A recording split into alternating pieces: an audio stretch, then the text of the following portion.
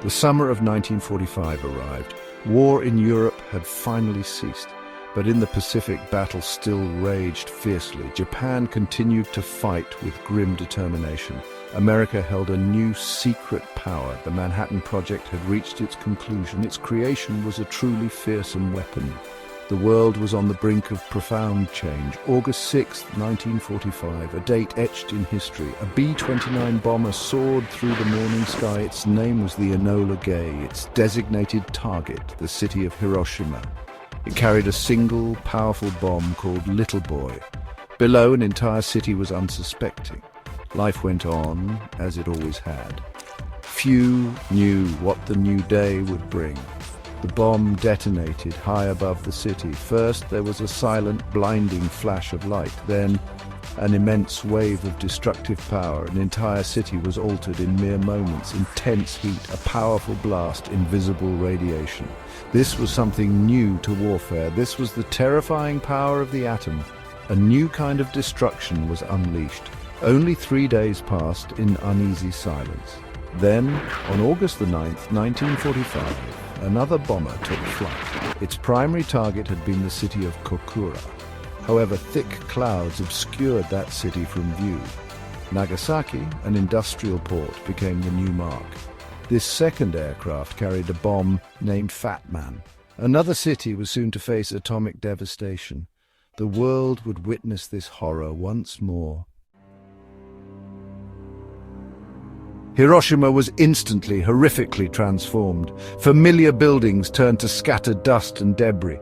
A massive, terrifying mushroom cloud rose high. It towered ominously over the smoldering ruins below. The bustling city center was simply gone. Devastating firestorms began to rage everywhere. Wooden homes and structures fueled the infernos. The city became a landscape of utter desolation. In Hiroshima, thousands died in that first instant. Estimates suggest 70 to 80,000 people perished. Many, many more would follow in the days after. Over 90% of the city's buildings were damaged, or they were completely, utterly destroyed by the blast. A vibrant city full of life ceased to exist. It was a scene of almost unimaginable destruction.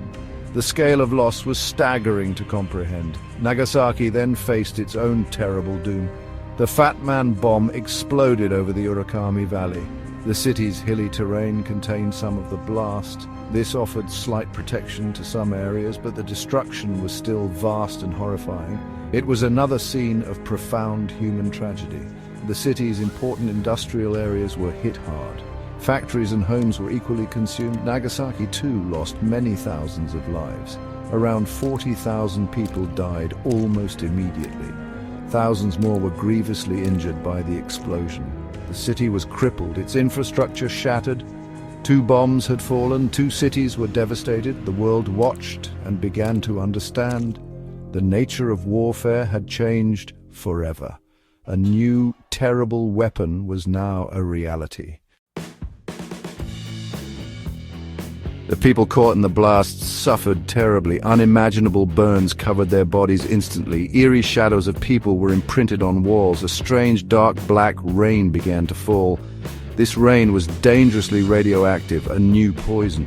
Survivors wandered through the ruins, dazed and shocked. Medical help was scarce, almost non-existent. The scale of injury overwhelmed all resources. The survivors became known as hibakusha. This Japanese term means explosion-affected people. They faced severe and long-term health effects. Mysterious radiation sickness was terrifyingly common. Many types of cancers developed in later years. Children were sometimes born with devastating birth defects. Their physical and emotional pain continued for decades. They carried the unseen wounds of the atom. The land itself bore deep, lasting scars. Hiroshima, Nagasaki, both cities were poisoned. Soil and water sources were contaminated by fallout. Rebuilding these cities was a monumental task. It took many, many years of hard work. The environment suffered deeply from the radiation. The scars remained etched upon the very earth.